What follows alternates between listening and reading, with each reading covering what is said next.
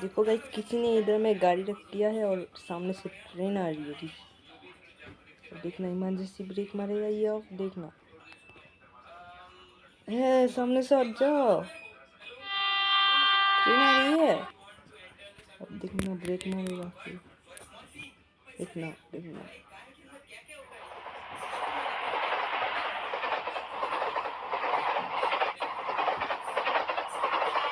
ये देखो, गाड़ी एक्सीडेंट हो गया। ऐसा घटना कभी आप मत कीजिए, यहाँ आपकी गाड़ी भी ये हो गई।